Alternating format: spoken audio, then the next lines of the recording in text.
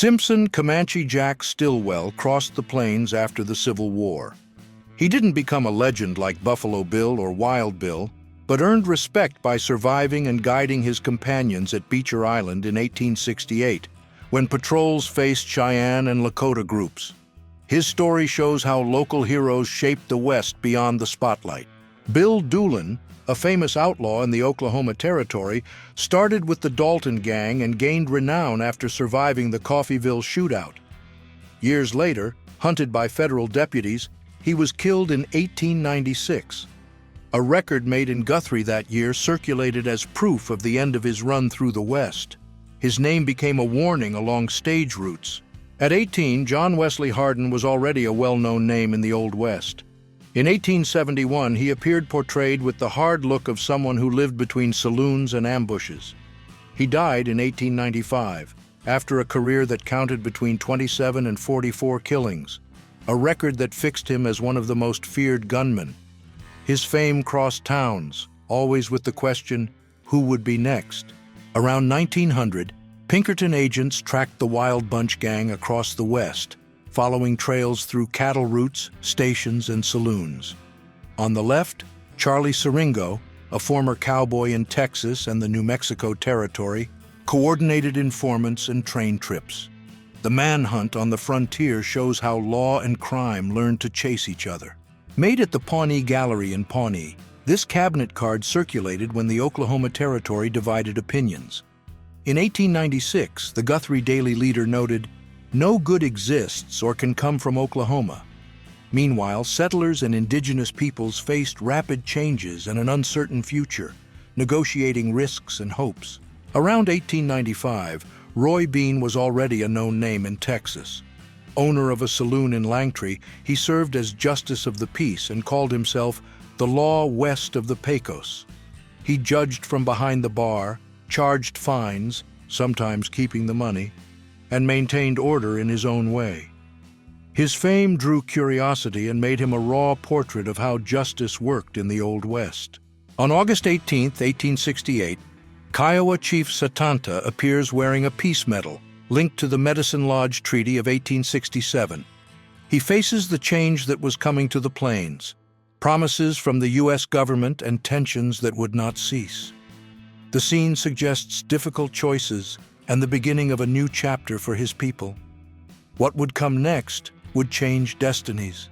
In 1884, in the Arizona Territory, on the San Carlos Reservation, Geronimo, leader of the Chiricahua Apache, agreed to pose before a young professional who traveled the West with his equipment.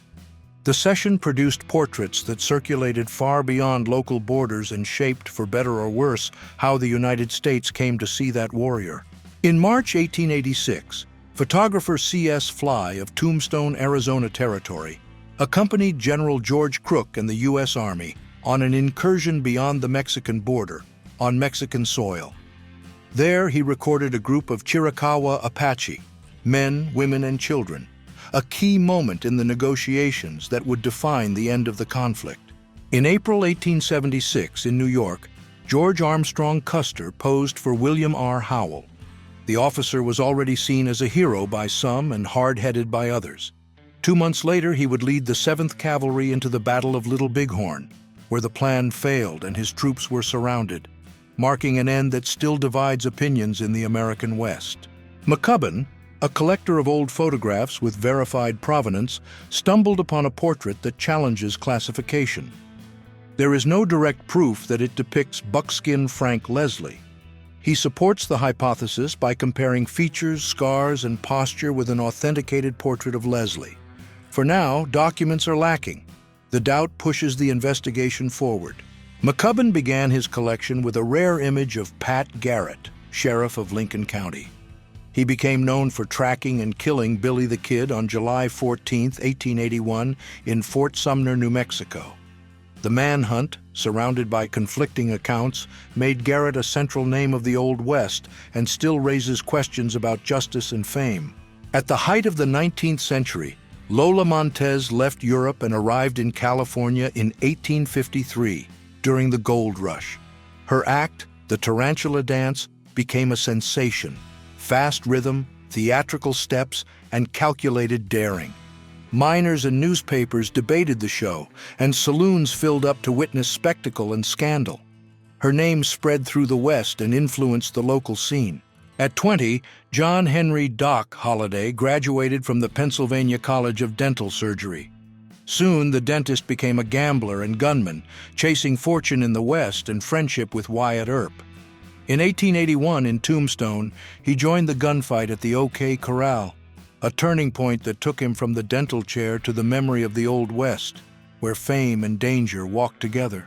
Around 1880, a cabinet card shows a group nicknamed the New Mexico Thieves. Researchers suggest that the man standing is John Kinney, leader of a gang that stole horses and cattle in the territory. Between 1870 and 1880, they fought over routes and protection, charged informal tolls, and spread fear through local towns and ranches. The Texas Rangers emerged in the Republic of Texas when the territory was not yet an American state. From 1874 onward, the government created the Frontier Battalion with 6 companies to patrol borders and routes. They weren't the first police force in the country, but they became a symbol of law in sparsely controlled areas. In 1865, James Butler "Wild Bill" Hickok became a national topic when he faced Dave Tutt in a square in Springfield, Missouri. The precise shot that brought down Tutt became the model for the myth of the high noon duel, endlessly repeated in cinema. Eastern newspapers spread the story, elevating Hickok from Army Scout to legend and first gunfighter of the West. In 1887, photographer John C.H. Grable captured a cowboy credited as Fred Pierce, said to be a prominent figure in Wyoming. The suggested fame doesn't match the records. The decade's censuses offer no trace of him. What remains is a mystery of the Old West, a name that circulates in captions but disappears when one looks for him in official history to this day. In 1887, in Holbrook, Arizona Territory, Apache County Sheriff Commodore Perry Owens went to serve a warrant against Andy Blevins, known as Andy Cooper, leader of a horse-thieving gang.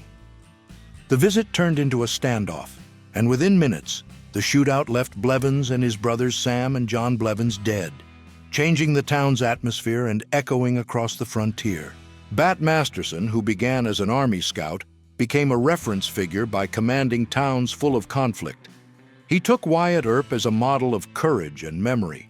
In Washington, he told Theodore Roosevelt that to understand the West without distortion, no one narrated it better than Earp, a central witness of that contested frontier. Around 1850, a man of unknown identity faces the frontier.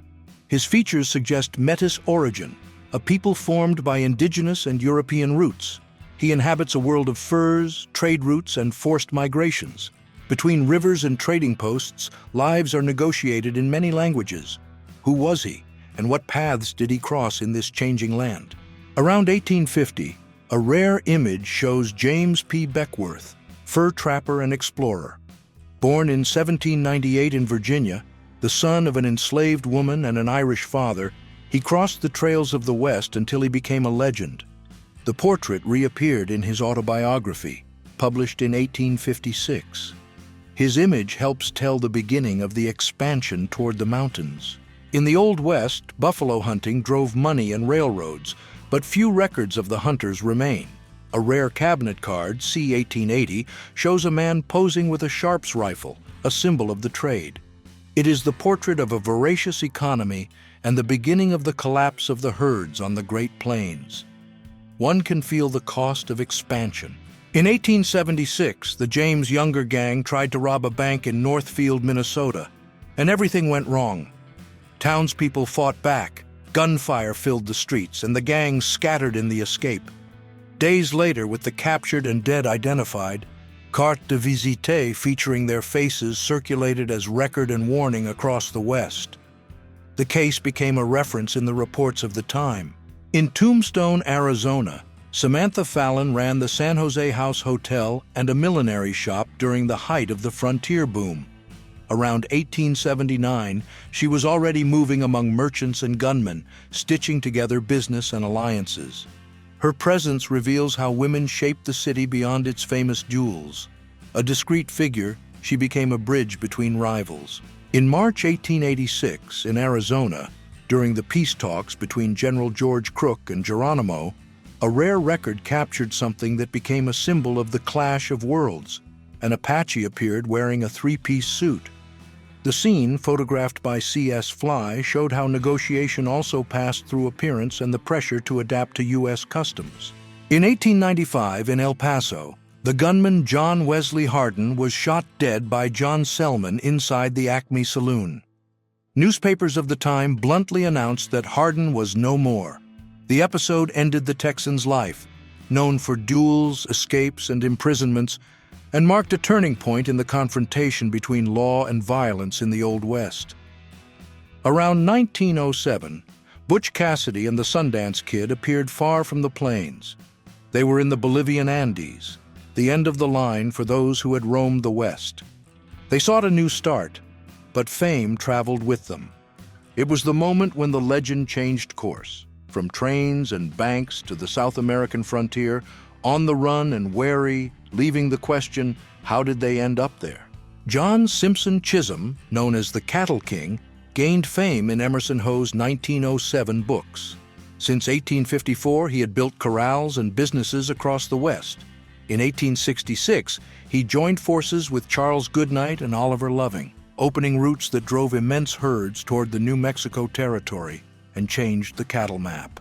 At the end of the 19th century, Apache Kid operated in the Southwest as a scout for the U.S. Army, known for tracking trails and easing conflicts. After deaths tied to revenge and confusing trials, he became the target of manhunts, sometimes seen as an outlaw, sometimes as a survivor of a system that didn't understand him. Where records are missing, legends still grew.